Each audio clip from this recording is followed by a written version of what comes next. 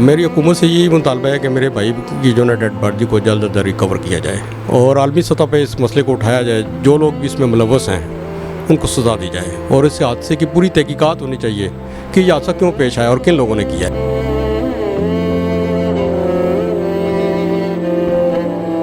कश्ती थी 300 बंदों की, 750 बंदा उसके ऊपर सवार किया गया और ये क्यों किया गया है?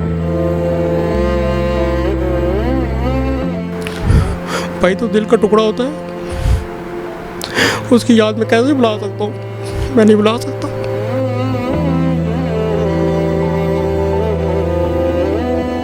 खुदारा यही कहता हूँ कि अपने लोगों के अपने मुल्क के अंदर रह के अपने मुल्क के लिए काम करें, अपने मुल्क के अंदर काम करें। जहाँ थोड़ा मिलता है खुदा का शुक्र करें आप।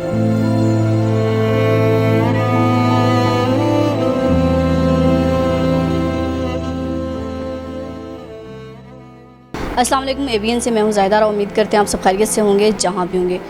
14 जून को एक कश्ती डूबी बदकिस्मत, जिसमें 300 पाकिस्तानी सवार थे और अपने बहुत सारे ख्वाब लेके जा रहे थे कि रोज़गार कमाएंगे, अच्छे दिन आएंगे, लेकिन शायद अल्लाह को कुछ और ही मंजूर था। उन ख्वाबों के साथ ख़ुद भी अपनी ज़िंदगियाँ लिए वहाँ दुनिया से चले गए। कुछ दुनिया से चले गए और कुछ ज़िंदा हैं जिनको बचाने की कोशिश की जा रही है।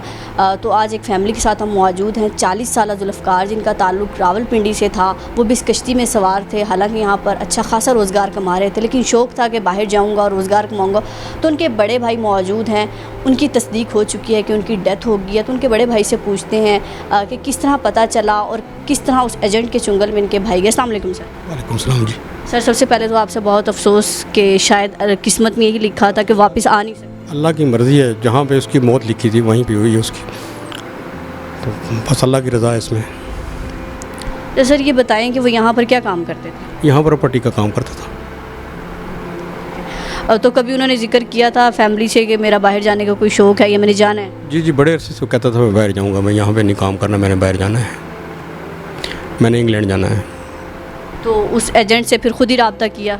हमें नहीं बताया, हमें तो आखिरी टाइम पे पता चला है कि वो जा रहा है बाहर ना, मिल के भी नहीं गया, इसी तरह चला गया है। अच्छा, इनके बिना बताए चले गए कि मैं बाहर जा रहा हूँ? जी जी। अच्छा, तो जब सर इतला आई है तो कश्ती का कैसे पता चला है? कश्ती को जिस एजेंट के थ्रू गया है उसका कोई मतलब है, उसने मैसेज किया है कि जो गोरखपुर से लड़का गया है वो भी उसी कश्ती पे सवार था, तो उसी कश्ती जो हादसे का शिकार हुई उसके अंदर था वो भी। तो हुकूमत की तरफ से क्या कहा जा रहा है? डीएनए टेस्ट हुए हैं, क्या हुआ है? डीएनए टेस्ट तो मैंने करा लिया KR मैंने, वो बड़ा अच्छा उन्होंने मुझे ट्रीट किया, उन्होंने फ़ौरन करके दे दिया है।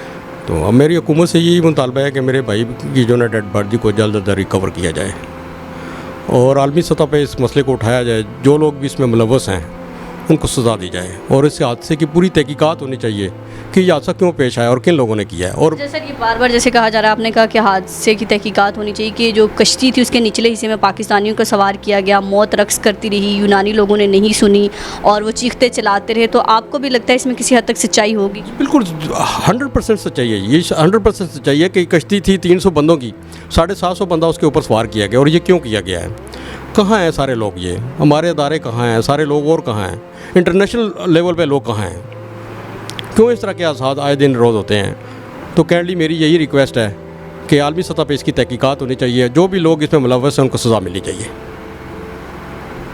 तो सर जब घर में ये ख़बर सुनी और तस्दीक हुई तो क्या माहौल था कि जाते हुए मिल के भी नहीं गए कि शायद कोई आखिरी बात वो आपसे करना चाहते हो या आप उनसे करना चाहते हो? बस ज़ाहिर बात है जी, फिर सदमा है, सारी ज़िंदगी सदमा रहेगा ये वाला। तो सर शादीशुदा थे?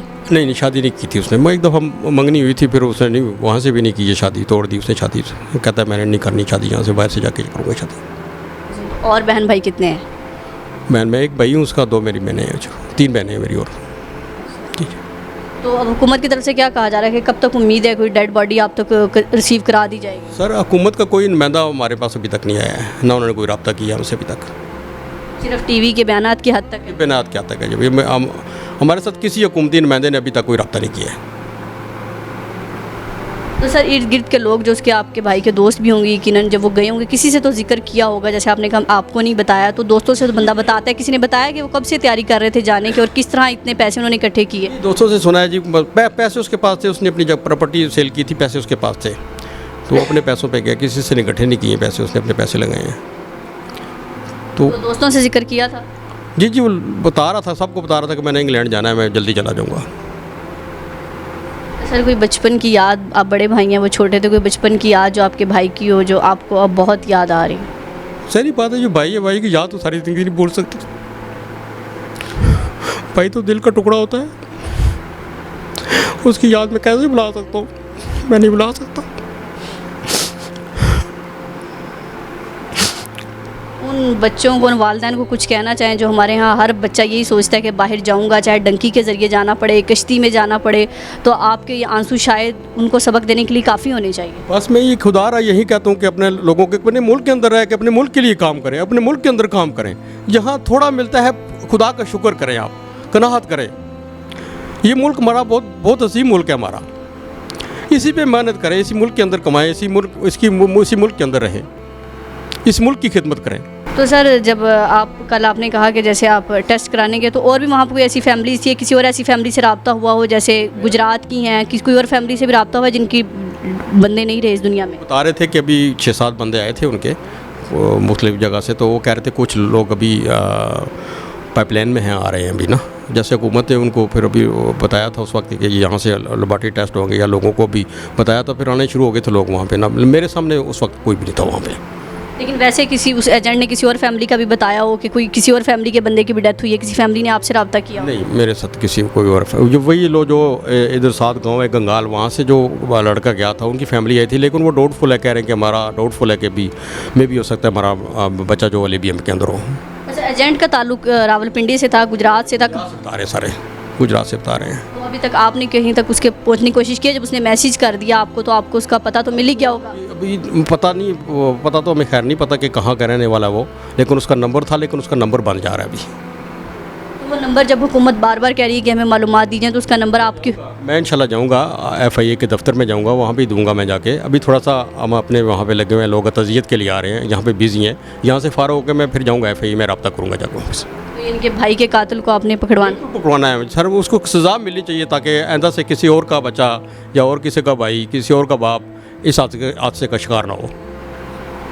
जी बिल्कुल, उनके भाई की गुफ्तगू सुनी कि बाहर जाने का शौक़ था, यहाँ पर बिल्कुल सेट थे, और वो उस एजेंट का ताल्लुक वही गुजरात से है, जैसे बार बार बताया जा रहा है कि बहुत सारे माफियाज़ जो हैं वहाँ से पकड़े जा रहे हैं, वहीं से ताल्लुक है सारे एजेंट्स का। और हमारे किसी हुकूमती नुमाइंदे ने हमसे रब्ता नहीं किया, सिर्फ TV की बयानात की हद तक वो सिर्फ ताज़ियत भी कर रहे हैं, एक दिन के सोग का ऐलान भी कर दिया जाता है।